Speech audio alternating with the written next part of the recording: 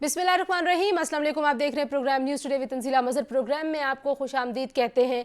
सूबों में इंतखाबात में ताख़ीर पर सुप्रीम कोर्ट ने आज खुद नोटिस लिया है। आज दूसरे रोज़ ये समाअत जारी रही। 9 रुकनी बेंच इस आज खुद नोटिस की समाअत कर रहा है, लेकिन मामलात काफ़ी गंभीर नज़र आते हैं। इस बेंच की तश्कील पर बहुत ही ज़्यादा सवालात हैं। कुछ सियासी जमातों की तरफ से सवालात हैं और कुछ सवालात अदलिया के अंदर से भी इस पर उठाए गए हैं। आज हमने देखा पाकिस्तान पीपल्स पार्टी, पाकिस्तान मुस्लिम लीग नवाज़ और JUI की तरफ से एक मुतफ़िका तहरीरी नोट में इस्तदा की गई है कि जस्टिस एजाजुल अहसन साहब और जस्टिस मुज़ाहिर नकवी साहब इस बेंच से अलहदा हो जाएं। ये वही 2 जज साहिबान हैं जिस बेंच में जो CCPO लाहौर डोगर साहब का केस सुना गया और उस केस की समाअत के बाद ये जो इलेक्शन का मामला है इसको उन्होंने आज खुद नोटिस के लिए सुप्रीम कोर्ट में भेजा था। हमने ये भी देखा जो कल इसकी हेयरिंग हुई थी उसमें मंदोखेल साहब का जो इख्तिलाफी नोट है, जस्टिस मंदोखेल साहब के इख्तिलाफी नोट में बहुत ही अहम और बुनियादी सवालात उठाए गए थे कि क्या ये आज खुद नोटिस जो है ये लेना भी चाहिए या नहीं लेना चाहिए। आज फारूक एच नाइक ने सुप्रीम कोर्ट के सामने, चीफ जस्टिस साहब के सामने जो नुकात रखे उसमें बुनियादी तौर पर वो यही सवाल उठा रहे हैं। एक तो बेंच की तश्कील पर वो कह रहे थे पहले बेंच की तश्कील के मामलात हल हो जाएं, उसके बाद ये मामला काबिल समाअत है या नहीं फिर हम इसकी तरफ बात करेंगे। बहरहाल जी बहुत सारे इसमें फ़रीक़ैन हैं जिनको नोटिस भेज दिए गए हैं। अदालत के सामने जो बुनियादी तौर पर सवाल है वो यही है कि इंतखाबात की तारीख का ऐलान किसने करना है। बादियो नज़र में ऐसे लगता है कि 90 रोज़ में इंतखाबात होने पर तो किसी को एतराज़ नहीं है क्योंकि ये आइन में लिखा हुआ है, लेकिन इस तारीख का ऐलान किसकी तरफ से होना चाहिए? गवर्नर साहब की तरफ से होना चाहिए था या इलेक्शन कमीशन ने यह ऐलान करना है? इसी बीच में हमने देखा कि सदर मुमलिकत की जानिब से 9 अप्रैल को इंतखाबात के इनेकाद का ऐलान कर दिया गया हुआ है। तो वो भी सवाल अब यहाँ पे सुप्रीम कोर्ट में आज खुद नोटिस की समाअत में अदालत के सामने आएगा और उस पर भी फैसला हम आता हुआ देखेंगे। लेकिन इसके साथ साथ दूसरी जानिब अदलिया की क्रेडिबिलिटी के ऊपर जो हाजिर सर्विस जजेस हैं उसके ऊपर बहुत संगीन और संजीदा सवालात उठ रहे हैं। वो मुबैना ऑडियो लीक जिसमें हम जस्टिस मुज़ाहिर नकवी साहब की गुफ्तगू सुन रहे थे, उसके बाद पाकिस्तान मुस्लिम लीग नवाज़ की तरफ से मुसलसल उनका नाम लेकर उन पर तनकीद हो रही है। मरीम नवाज साहिबा ने कल ना सिर्फ ये कि उनका नाम लिया बल्कि एक और हाजिर सर्विस जज का उन्होंने नाम लिया और उन्होंने कहा कि आप पर सहूलतकारी का इल्ज़ाम है कि आप सियासी सहूलतकारी कर रहे हैं। जजेस के नाम लेने के साथ ये तनकीद पाकिस्तान की अदलिया के लिए तशवीश का बायस होनी चाहिए। बार काउंसिल्स 6 तकरीबन ऐसी हैं जो इस मामले के लिए पहले ही रेफरेंस दायर कर चुकी हैं। अब ये जो सारा मामला है इसमें स्वभाव क्या है, इसमें सुलझाव कैसे आएगा, ये आने वाले दिनों में हम देखेंगे।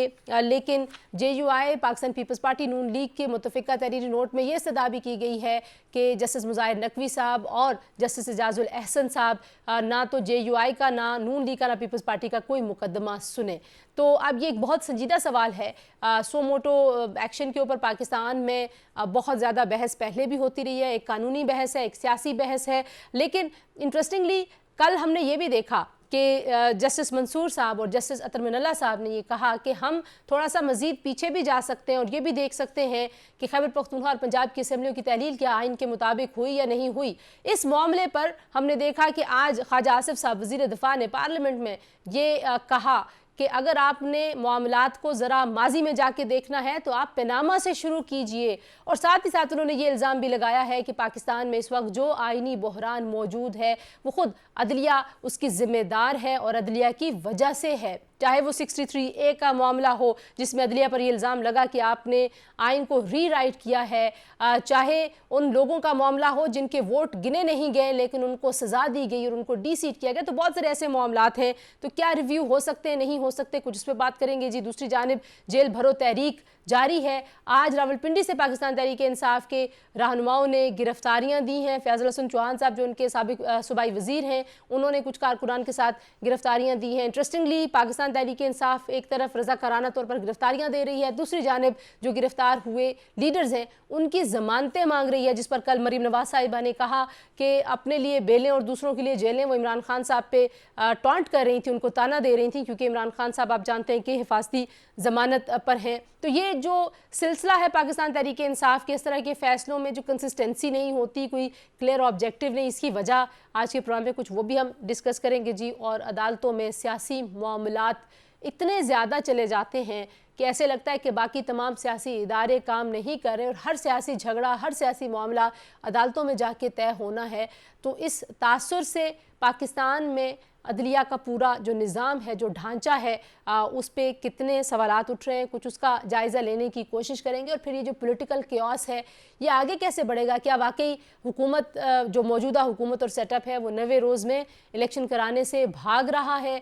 क्योंकि पाकिस्तान तहरीक इंसाफ उन पर मुसलसल इस बात का इल्ज़ाम लगा रही है। इमरान खान साहब ने अपने जो गिरफ्तार शुदा कारकुनान और लीडर्स हैं उनके हवाले से एक बड़ा दावा किया। उन्होंने कहा कि उनके साथ दहशत गर्दों जैसे सलूक किया जा रहा है। इसमें कितनी सदाकत है, कुछ ये भी जानेंगे। और हुकूमत ने बड़ा इंटरेस्टिंग ये काम किया कि उन्होंने जो पाकिस्तान तहरीक इंसाफ के लीडर्स गिरफ्तार हुए उनको मुख्तलिफ, यानी कि राजनपुर जेल में, अटक जेल में, मुख्तलिफ जेलों में उनको भिजवा दिया। तो शायद पाकिस्तान तहरीक इंसाफ ये एक्सपेक्ट नहीं कर रही थी और उनका ख्याल था कि ये एक अलामती गिरफ्तारी होगी और तहरीक का आगाज़ ऐसे ही होगा और कारकुन आके गिरफ्तारी देंगे। हो सकता है लीडर्स को गिरफ्तार ना किया जाए, क्योंकि हुकूमत पहले यही कह रही थी कि वो इनके लीडर्स को गिरफ्तार करने में दिलचस्पी नहीं रखती। लेकिन हमने देखा कि पुलिस वैन्स लेके आती है, लाउड स्पीकर पर ऐलान करती है कि जिसने गिरफ्तारी देनी है हम यहाँ पर मौजूद हैं, गाड़ियाँ खड़ी हैं, आएँ और इन गाड़ियों में बैठ जाएँ।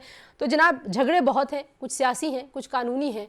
सुप्रीम कोर्ट कह रही है कि आइन ने इस दरवाजे पर दस्तक दी है। आज हमने सेनेटर इरफान सिद्दीकी साहब का बड़ा अहम बयान देखा। उन्होंने कहा जी कि 9 साल यहाँ पे डिक्टेटरशिप्स थी, अदालतों को कभी नहीं लगा कि आइन उनके दरवाजे पर दस्तक दे रहा है। तो आज ऐसा क्या मामला हो गया कि आइन की दस्तक उनको सुनाई दे रही है? इन तमाम इश्यूज़ पे बात करने के लिए हमने आज दावत दी। इस्लामाबाद स्टूडियोज़ में हमारे साथ मौजूद हैं फैसल करीम कुंडी साहब, पाकिस्तान पीपल्स पार्टी के सीनियर रहनुमा हैं जी, वज़ीर मुमलिकत हैं। इस वक्त बहुत शुक्रिया कुंडी साहब, आपने हमें ज्वाइन किया। हमें ज्वाइन कर रहे हैं साबिक वज़ीर कानून और पाकिस्तान के मारूफ कानूनदान खालिद रांझा साहब, और हमारे साथ मौजूद हैं फिरदौस शमीम नकवी साहब, पाकिस्तान तहरीक इंसाफ के सीनियर रहनुमा। तीनों मेहमानों का शुक्रिया। फिरदौस शमीम नकवी साहब, गुफ्तगू का आगाज़ में आपसे करना चाहूँगी। जो अदालतों में मामलात हैं उसकी तरफ जाने से पहले ये जो आपके लोगों ने रज़ाकाराना तौर पर जेल भरो तहरीक का आगाज़ किया, फिर साथ ही ज़मानतें भी आप लोग मांग रहे हैं, तो ये मरीम नवाज साहिबा कहती हैं दूसरों के लिए जेलें और इमरान खान साहब अपने लिए बेलें लेते हैं, तो ये क्या कोई ऑब्जेक्टिव तय नहीं है?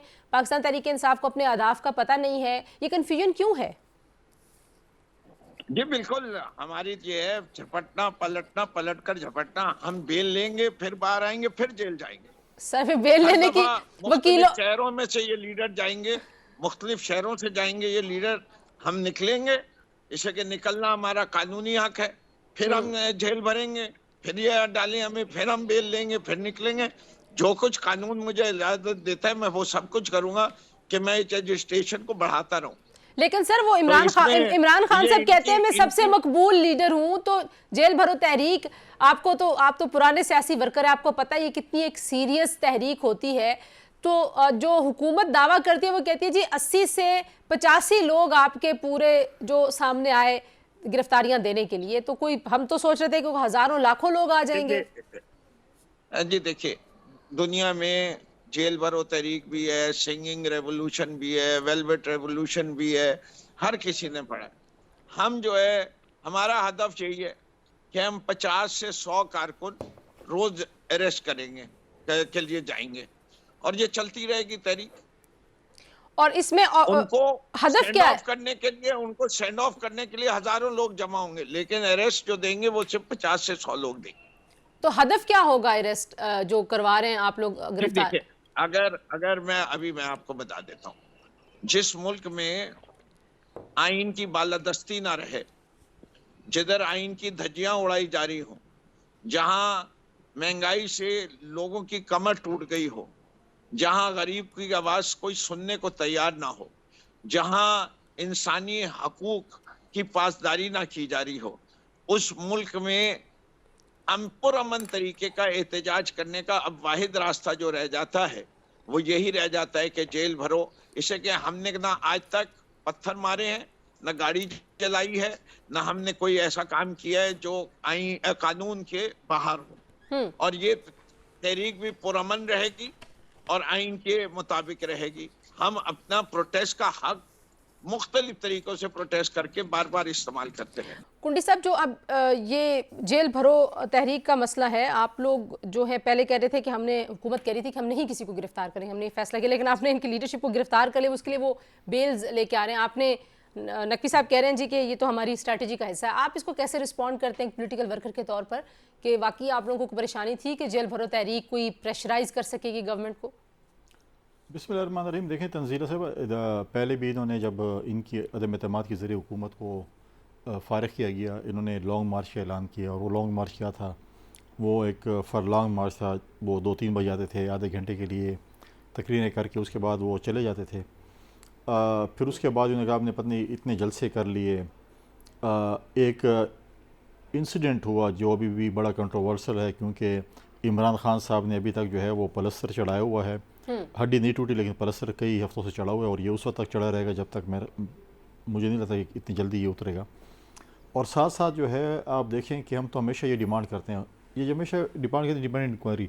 हम भी ये डिमांड करते हैं कि एक इंडिपेंडेंट जो है वो एक डॉक्टरों की टीम हो जो इसका मेडिकल चेकअप हो, जिससे पता चले कि वाकई जो ये ड्रामा इमरान खान साहब कर रहे हैं ये वाकई हकीकत है या ड्रामा। हम तो समझते हैं कि ड्रामा कर रहे हैं, अगर हकीकत होगा तो हमें मेडिकल टीम क्यों लेकिन नहीं। आपने इनके लोगों को गिरफ्तार करके इतने दूर दूर भेज दिया, आप उनकी फैमिली से मिलने नहीं दे रहे। मतलब मेडिकल बोर्ड बनना चाहिए ताकि इमरान खान की इस चीज़ का भी पता चले। जहाँ तक गिरफ्तारी की बात है, इन्होंने खुद कहा था कि हम सिविल नाफरमानी करेंगे और गिरफ्तारी देंगे। सिविल नाफरमानी तो इमरान खान साहब ने पिछले एक डी चौक के जलसे में भी की थी जब बिल जलाया था। और दूसरे दिन कहा था कि नहीं मैं तो जो है इस पर यूटर्न ले रहा हूँ, आप लोगों की मर्ज़ी। अब गिरफ्तारी की बात आ गई, एक तरफ गिरफ्तारी दे रहे हैं शामुद कुरैशी साहब ने, एक तरफ गिरफ्तारी दी, दूसरी तरफ अगले दिन उसका बेटा पहुंच गया कि मेरे बेटे वालिद की जो जमानत की जाए। तो अब आपने अगर सिविल नाफरमानी की, गिरफ्तारी दी और मेजॉरिटी जो है वर्करों ने दी है। अब ये कह रहे हैं 50, देखें कितने लीडर के पड़। कल खैबर पख्तूनख्वा में पुलिस जो है हर जगह पे खड़ी थी, उन्होंने कहा कि आ जाएँ। एक लीडर में भी जरूरत नहीं थी और एक उनका साबिक गवर्नर आ गया था, वो पुलिस वालों की मिन्नतें कर रहा था यार मैं तो बड़ी बीमारी की हालत में है क्योंकि बाकी लीडर तो छुप गए, तो मुझे भी माफ़ी दे दो, मैं भी भागना चाहता हूँ यहाँ से। तो कुछ वर्कर इनके आए, बाकी तो हमने कहा कि हमें खिदमत का मौका दें, आप क्यों इतनी तकलीफ़ करेंगे, तो हमें खिदमत का मौका दें, हम आपके पास पुलिस भेज देते हैं, आप जाएँ, आपको गिरफ़्तार कर लेते हैं और उसके बाद आपकी खिदमत भी करेंगे।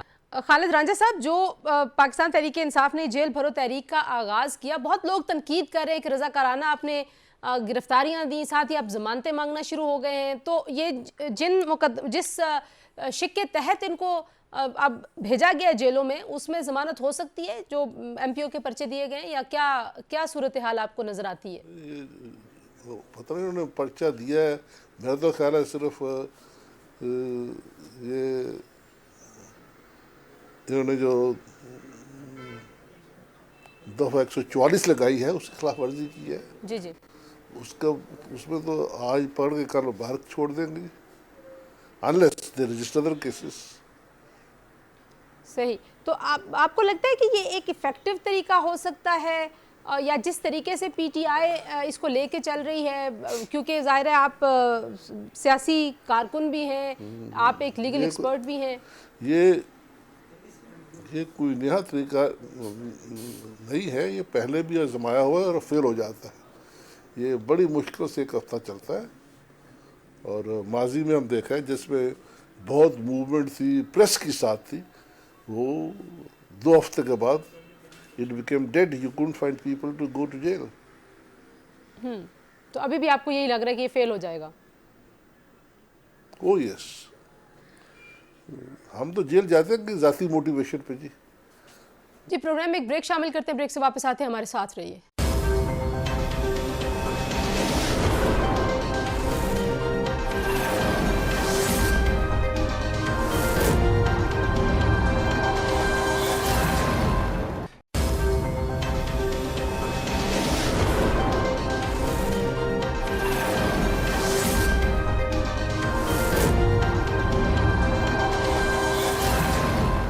Welcome back to news today.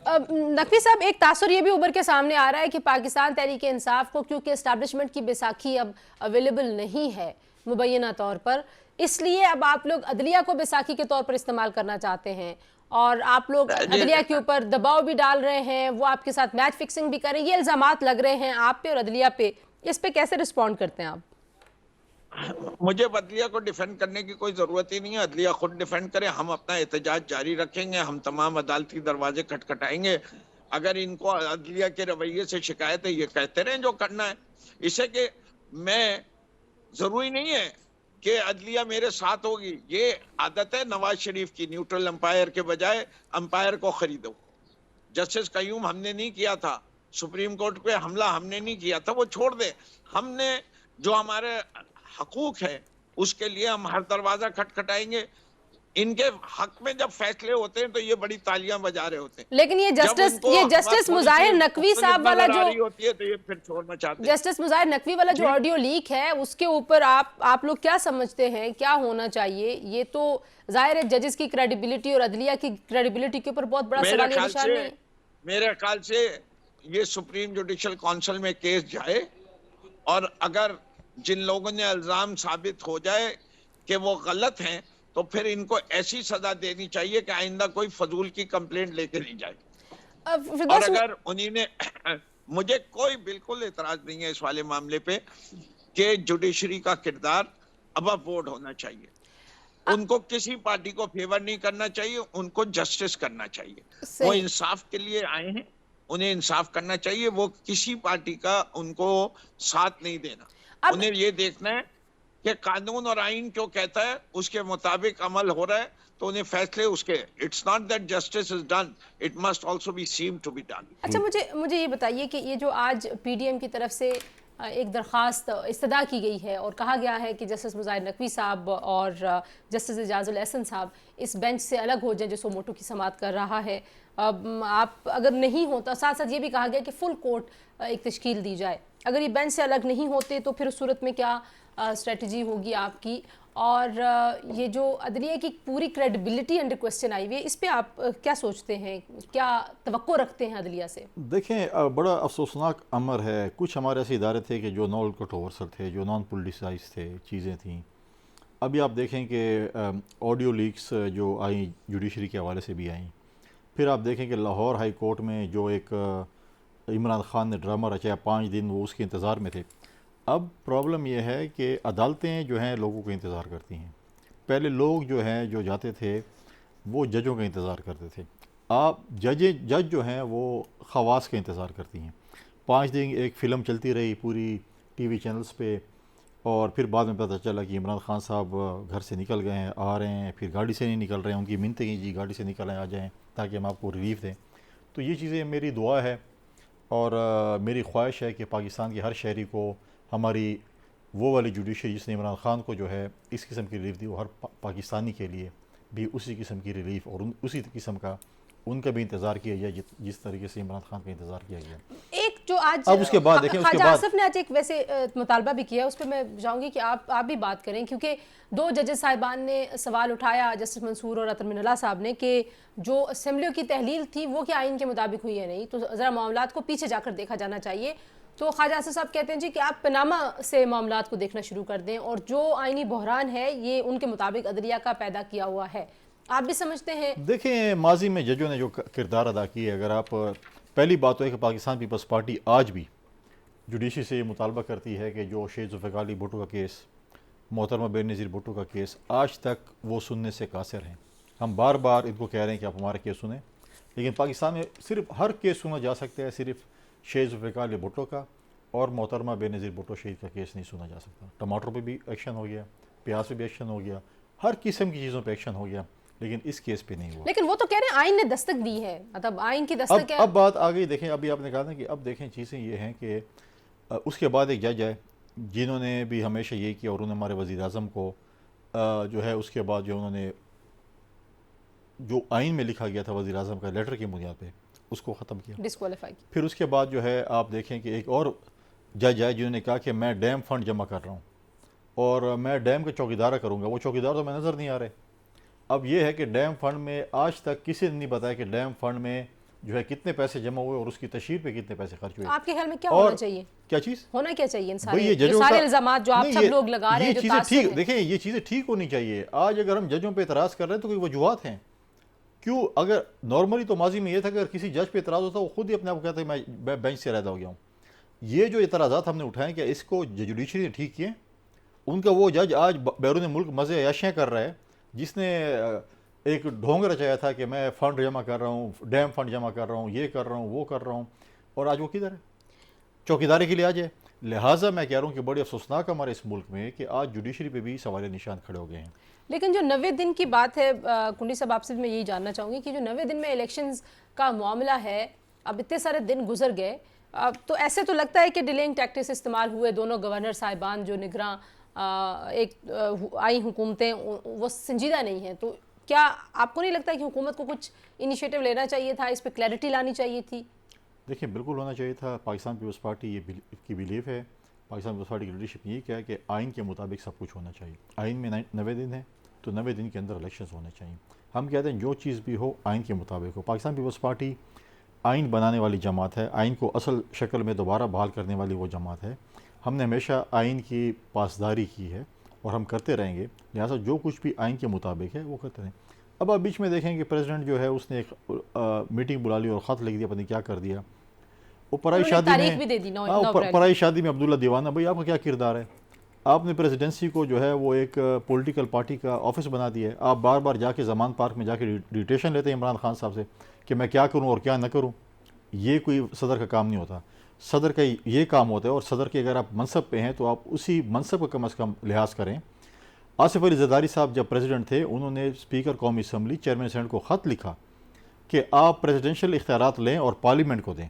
उन्होंने इख्तियारात अपने पार्लियामेंट को दिए, उन्होंने 18th अमेंडमेंट करवाई, उन्होंने NFC अवार्ड करवाया, बहुत सी ऐसी चीज़ें कराई जो कि इस चीज़ के मुताबिक आप बैठ के अब जो है आपके इख्तियार ही नहीं है और आप बैठ के तारीखें दे रहे हैं कि इस तारीख पर इलेक्शन करा लो। खालिद रांझा साहब, जो दूसरा मामला ज़ाहिर है उस पर बहुत ज़्यादा बातचीत हो रही है, वो इस वक्त सुप्रीम कोर्ट में जो मामला डिस्कस हो रहा है, इलेक्शन की तारीख का जो सो मोटो लिया गया है और 9 रुकनी बेंच बनाया गया है, ना सिर्फ के बेंच की जो तश्कील है उस पर सवालात बहुत संजीदा उठ गए हैं, सियासी जमातों की तरफ से भी सवालात उठाए गए हैं, बल्कि मुअज़्ज़ज़ जजेस जो उस बेंच का हिस्सा है उनकी तरफ से भी उस पर इख्तिलाफी नोट सामने आया है, बेंच के ऊपर भी और जो सो मोटो लिया गया उसके ऊपर भी। तो आप इस सारे मामले पे क्या समझते हैं कि ये मामला किस तरफ को जाएगा? जहाँ तक इसका नोटिस लेना है, ये तो स्वाबदीदी इख्तियार है चीफ जस्टिस का, और जो भी फैसला होगा उसकी कोई अपील नहीं है। जो बार पिछले कई साल से ये मुतालबा कर रही है कि सुओ मोटो नोटिस की अपील होनी चाहिए, कोई ना कोई तो रास्ता देना चाहिए उन लोगों को जो इख्तलाफ करते हैं। तो इसमें एक वजह इसकी ये है कि there is a dissenting note against this procedure of suo motu notice, और ये अभी प्रजिस्ट कर रहा है और अदलिया ने या पार्लियामान ने इसको रिड्रेस नहीं किया, और ये एक सबसे बड़ा लोगों का एतराज़ है कि सुओ मोटो नोटिस में there is no right of appeal give to anybody. लेकिन जो और ये बात जजेस तक भी आ गई है, जजेस तक भी आ गई है, जज साहबान भी देख रहे हैं क्या हर चीज़ पे कोई खबर आ जाए उस पर सुओ मोटो हो जाएगा, ये नहीं होना चाहिए। लेकिन सर जी जो 184(3) को बहुत सारे लोग समझते हैं कि बहुत कोई ग्रॉस वायलेशन हो ह्यूमन राइट्स की तो सो मोटो होना चाहिए। आपको लगता है कि इस मामले में जो कि कहीं पे जिस बेंच ने ये मामला सो मोटो के लिए भेजा है उस बेंच के सामने ये मामला समाअत के लिए मौजूद ही नहीं था, तो इसको आप किस तरह से देखते हैं? गुजारिश है, मुझे एतराज़ ये है कि अगर आपकी बात पे सो मोटो हो सकता है तो मेरी बात पे क्यों नहीं होता? Justice should be equal for all, और सो मोटो जो है it denies justice to some and gives it to others. तो चूंकि इक्वल टू ऑल नहीं है तो हर आदमी अपनी प्रॉब्लम को सबसे बड़ी अहम प्रॉब्लम समझता है, लेकिन इसका सबसे बड़ी खामिश भी है कि सो मोटो या तो सब में हो या किसी पे ना हो। प्रोग्राम में शामिल करते एक और ब्रेक के बाद वापस आते हैं। स्टे विद अस।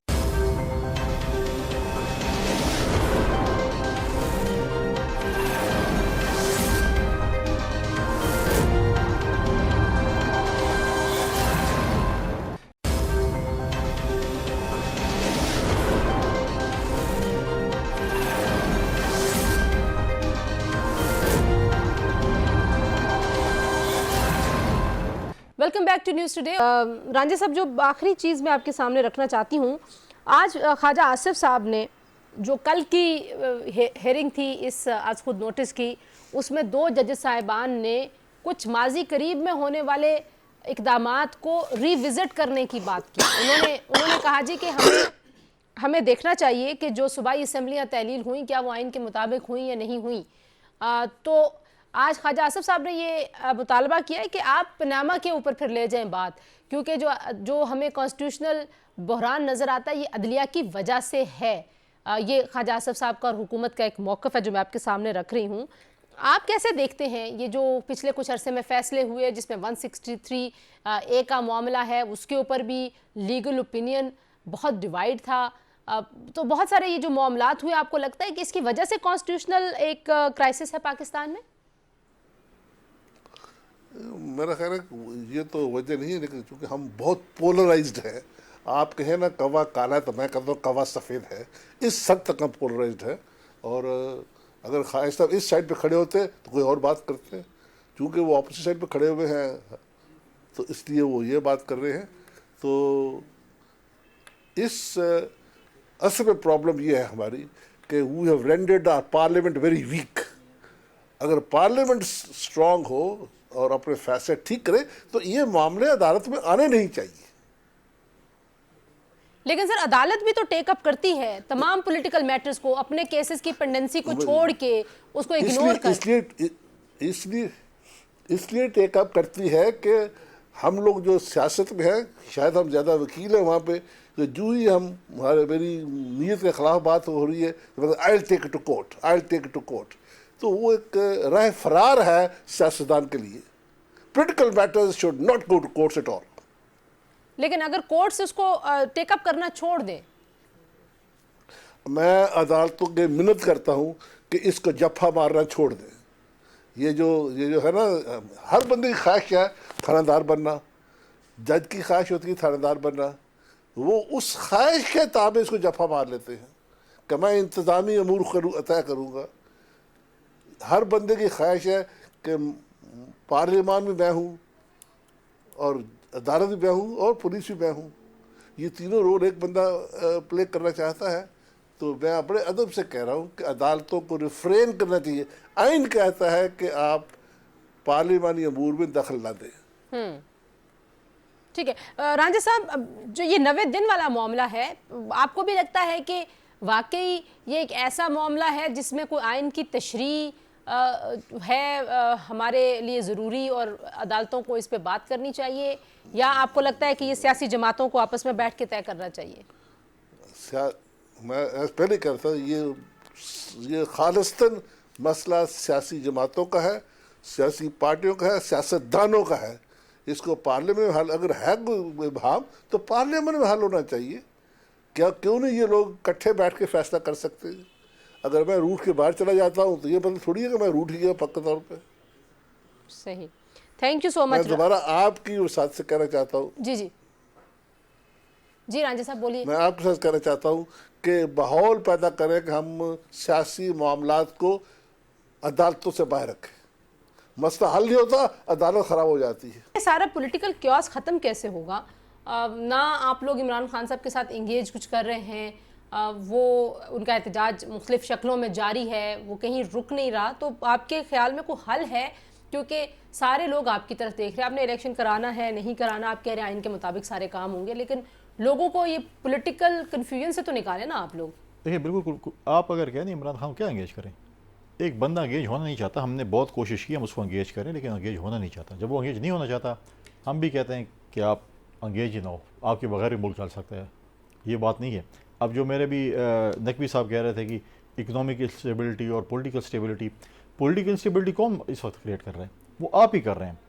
आपके जो है फाइनेंस मिनिस्टर की ऑडियो इतनी इनकी लीक्स आई हुई हैं, कोई ऑडियो लीक्स है, कोई पता नहीं वीडियो लीक्स है क्या है। आपकी जो फॉर्मर जो हैं वो वज़ीर ख़जाना जो थे, वो अपने सूबाई वज़रा को क्या कह रहे थे जब भाई किस किस्म की वो उनको तरगीब दे रहे थे? ये चाहते हैं कि अगर हम इस मुल्क में हों तो ठीक है, हम हुक्मरान हो ठीक है, अदरवाइज़ कुछ भी ना हो। ये NRO चाहते हैं इस हुकूमत से। NRO नहीं मिलना आपको। आपने अगर आना है तो 100 दफ़ा है, आपने नहीं आना तो आप बिल्कुल ना है, इस मुल्क ने चलना है, इस मुल्क ने तरक्की करनी है, आपके बगैर भी कर सकते हैं। क्या हुकूमत पहले भी आपके क्या बगैर हुकूमत किया। ने ये फैसला कर लिया कि इमरान खान को एंगेज नहीं करना, ये करते रहे एहतजाज, हम अपना काम करेंगे, जब पहले हमारा जो दिलों का उन्होंने इलेक्शन पहले कराएंगे। उन्होंने कौन से 30 मार खान की मतलब वो कर लिए, पहले उन्होंने कौन सा वो करिश्मे दिखा दिए, बैठे रहे वो गुजरावाला के गिर्द घूमते रहे कि शायद हमें भी कोई मिस कॉल आ जाए। पूरा हफ्ता गुजरावाला की गलियों में घूमते रहे कि माजी में गुजरावाला में कोई मिस कॉल आई थी, शायद हमें भी कोई कॉल आ जाए। इनको ना बाइडन कॉल करता है, ना इनको कोई मिस कॉल आती है। इनके सेलेक्टर्स, इनको जो है प्रमोट करने वाले, इनको लाने वाले, वो रिटायर हो चुके हैं। इतने जो हैं ये लोग जो हैं मौसम कुछ लोग हैं। कल तक जो है वो उन्होंने कहा था कि ये जो हमें जो लाने वाले थे बहुत अच्छे थे। यही कहता था ना कि हमारे मेंबर्स जो हमारे कम होते थे हमें एस्टेब्लिशमेंट पूरे करके देती थी, हमारे सारे काम वही करती थी। सही। जिस दिन रिटायर हो गए तो उन्हें छुरा उठा ले, उनके पीछे कर गए। और आज देखें एक शख्स जिसने अपनी सियासत मेरे ख्याल में, ज़ाती ख्याल में तबाह कर दी, परवेज़ इलाही साहब ने, जो भी सदर बन गया या बनने वाला है, पता नहीं, अभी बने नहीं, अभी भी उसका कोई ख़तरा है, मुझे नहीं पता कि बनता है कि नहीं। अगर बन भी जाता है तो पार्टी का चेयरमैन कहता है कि बाजवा बड़ा गलत आदमी था, और पार्टी का सदर कहता है बाजवा बड़ा ठीक आदमी था। अभी मुझे बताएं किसकी बात मानी जाए। ठीक हो गया जी। आखिर में मुझे बताइए कि अब ये जो सारा आपका प्रोटेस्ट है, चाहे वो लॉन्ग मार्चेस की सूरत में हो, जेल भरो तहरीक की सूरत में हो, बहुत सारे लोग तो खैर इसको बहुत कह रहे हैं कि ये सीरियस कोई एफर्ट नहीं है, आपके लोग जो है वो सेल्फियां बनवा रहे हैं लेकिन गिरफ्तारियां नहीं दे रहे। खान साहब ने खुद भी गिरफ्तारी नहीं दी, लेकिन कोई रोड मैप है पीटीआई का कि किस वक्त तक ये एहतजाज उनका जारी रहेगा? क्या ऐसे मामलात हों? बड़े वाजे तौर पे एहतजाज है। हमने दो चीजें रोजे अव्वल से कह रहे हैं कि इलेक्शन कराओ, जिसको भी अवाम का मैंडेट मिले उसे हुकूमत दे दो। इससे कि जब तक सियासी स्टेबिलिटी नहीं आएगी, इकोनॉमिक स्टेबिलिटी नहीं आएगी, और जब तक इकोनॉमिक स्टेबिलिटी नहीं आएगी तो ये महंगाई का इशू हैंडल नहीं हो सकता। हमने इलेक्शन कराने के लिए, जनरल इलेक्शंस कराने के लिए हर किस्म का हरबा इस्तेमाल किया है। सिर्फ हम एक चीज नहीं करना चाहते, हम लाशों वाली सियासत नहीं करना चाहते, हम अपने वर्कर्स को, सपोर्टर्स को मरवाना नहीं चाहते, हम पुरअमन रहना चाहते हैं। हमने पुरअमन के अंदर अपनी दो हुकूमतों को, दो सूबों की हुकूमतों को भी कुर्बान करने को तैयार हो गए कि ये नहीं नजर आए कि हम इक़्तिदार को पकड़े बैठे। हम चाहते हैं कि पाकिस्तान की मईशत सही हो, पाकिस्तान में एक सियासी इस्तेहकाम आए, और उसके लिए ये एहतजाज है।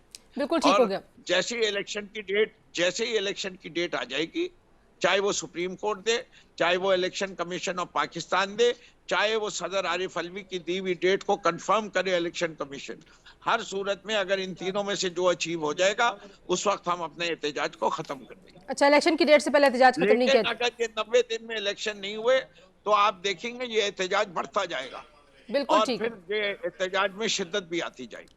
जी, खालिद रांझा साहब, फैसल करीम कुंडी साहब, फिरदौस शमीम नकी साहब, बहुत शुक्रिया। खालिद रांझा साहब, आपके ही नोट पे मैं कंक्लूड करूंगी। आप कह रहे हैं कि ये खालिसतन एक सियासी मामला है, 90 रोज़ में इलेक्शन होने हैं, किसने ऐलान करना है और किसने इनेकाद कराना है, और सुप्रीम कोर्ट हो या बाकी अदालतें हों, अदलिया को पॉलिटिकल मैटर्स को इंटरटेन नहीं करना चाहिए, ऐसे केसेस को टेकअप नहीं करना चाहिए।